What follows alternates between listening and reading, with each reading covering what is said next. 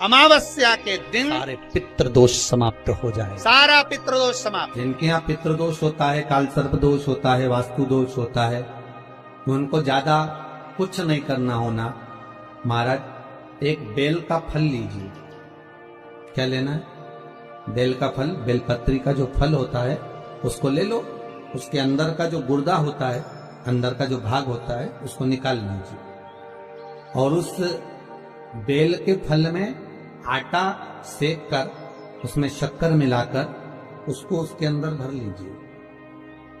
अमावस्या के दिन सुबह 10 बजे से पहले उस बेल फल में, जिसमें तुमने पंजेरी भरी है, आटा सेक कर भरा है शक्कर के साथ में, उसको अपने घर में घुमाने के बाद में जिसको काल सर्प दोष बताया है, पितृदोष बताया है या वास्तु दोष का स्मरण बताया है, घर में सब दूर घुमाकर अपने परिवार का हाथ का स्पर्श कराकर पीपल के पेड़ के नीचे का खड्डा खोदकर उस बेलपत्र के उस फल को दाब दीजिए।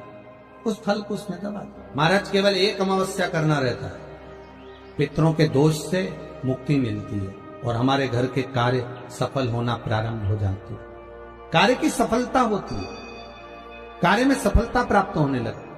पहले के समय में 2 दोष नहीं रहते थे, ना पितृदोष रहता था, ना काल सर्प दोष रहता था। काल सर्प दोष कब आया? जब आप लोगों ने भगवान का चढ़ा हुआ जल, शिव जी का चढ़ा हुआ जल तुलसी में चढ़ाना प्रारंभ करा, तब काल सर्प दोष आया। और पितृदोष पहले नहीं होता था। क्यों?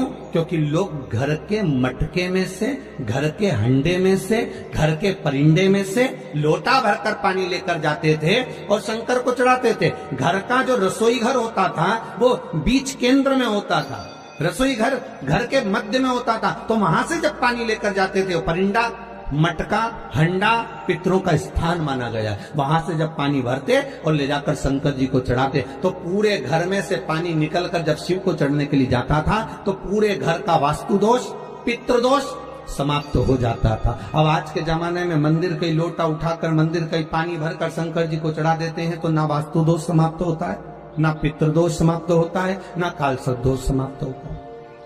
गलत चीज लोगों की बुद्धि में तुरंत आ जाती है कि हाँ उसने ऐसा करा, उसने तुलसी जी के क्यारे में शिवलिंग रखा तो अपन भी रख लो, उसने ऐसा करा तो अपन भी ऐसा कर लो, और उसने यूं करा तो अपन भी ऐसा कर लीजिए। पर शंकर की कथा करें नहीं भाई, ये थोड़ा वंचिता होना चाहिए। हमारा जो शास्त्र सम्मत हो उसका स्मरण करना चाहिए। पहले भी कथा में कहा, परसों की कथा में कहा कि लक्ष्मी जी अपने पास का अगर कोई सामग्री शिव जी को चढ़ा देती तो शंकर प्रसन्न हो जाते। पर लक्ष्मी जी ने करा क्या? जल भी लाई तो पार्वती। लक्ष्मी जी अगर जल लेकर आ रही है तो पार्वती की आपके पास में जो है आप शंकर को वो समर्पित करो। आपके पास में जो हो वो शंकर को दीजिए। और शंकर एक बात और कहते हैं कि मुझे दिखावा कर कर मत दीजिए, जो आपके पास में है, जो अपना है वो दो, और जो श्रेष्ठ, जो श्रेष्ठ है, कहा मात्र एक चावल का दाना। कितना? जम के बोलिए। एक चावल का दाना शंकर जी को चढ़ाओ, पर आखा चढ़ाओ। कैसा चढ़ाना है? आखा, मतलब खंडित नहीं होना चाहिए। एक बेलपत्र शिव जी को चढ़ाओ, पर आखी चढ़ाओ। 4 दिन में आज हमारा दिल बड़ा खुश है। उसका एक कारण है। 5 दिन से 4 दिन से शंकर जी पे जो बेलपत्र चढ़ रही थी पोथी पर, वो सब जजमान जो तोड़ कर दे देते थे, खंडी, टूटी फूटी सब चढ़ जाती।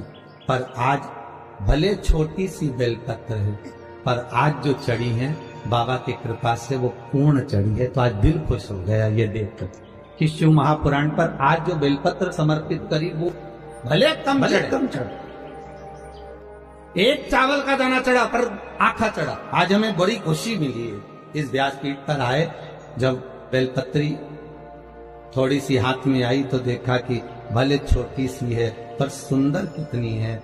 आज बाबा इसको अंगीकार करेंगे, स्वीकारेंगे। शिव महापुराण की पोथी नहीं होती महाराज। 7 दिन, 9 दिन, 5 दिन, जितने दिन तक शिव महापुराण जिस जगह पर रखी रहती है, जिस कुल में, जिस परिवार में, जिस भाव में रखी रहती है, वहां पर ये 12 ज्योतिर्लिंग 7 दिन के लिए विराजमान होते हैं। उस पर चढ़ाई गई बेलपत्री का फल 12 ज्योतिर्लिंग पर चढ़ाई गई बेलपत्री के फल के बराबर होता। 12 बेल ज्योतिर्लिंग के बराबर है माँ का फल एक आनंदी, बड़ी प्रसन्न। गंगा जली खोली है कभी किसी ने? किसी के यहाँ गंगा जली खुली है? अरे बोलो तो सही, शादी में, ब्याह में, या कोई गंगा जी भर के लेकर आते हैं और फिर गंगा जली खोलते हैं, पंडित जी पूजन कराते हैं। खोली है सब लोगों ने? तो गंगा जली खोलते हैं तो उस गंगा जली के खोलते समय गंगा जी का सुहाग चढ़ाते हैं। बोलो चढ़ाते नहीं चढ़ाते? साड़ी चढ़ाएंगे, बिछुड़ी चढ़ाएंगे, चूड़ी चढ़ाएंगे, सब चढ़ाएंगे, फिर लोटा भी भरेंगे, फिर कलश पूजन भी होगी, फिर गंगा जी को लेके भी आएंगे, फिर मैया आती भी है, शरीरों में लोग हिलते भी हैं, सब कुछ होता है। फिर वहां पर गंगा जी की अगर वस्त्र चढ़ाया, गंगा जी का सुहाग चढ़ाया, गंगा जी की पूजन करी, तो साथ में एक की पूजन और होती है, वो भागीरथ जी की होती। बोलो होती कि नहीं होती? फिर भागीरथ के कपड़े चढ़ते, धोती चढ़ेगी, गमछा चढ़ेगा, कुर्ता का कपड़ा चढ़ेगा, जनेऊ चढ़ेगी, भागीरथ जी के कपड़े भी चढ़ेंगे। कि भागीरथ जी के कपड़े चढ़ाए, क्यों चढ़ाते हैं? उसका कारण क्या है?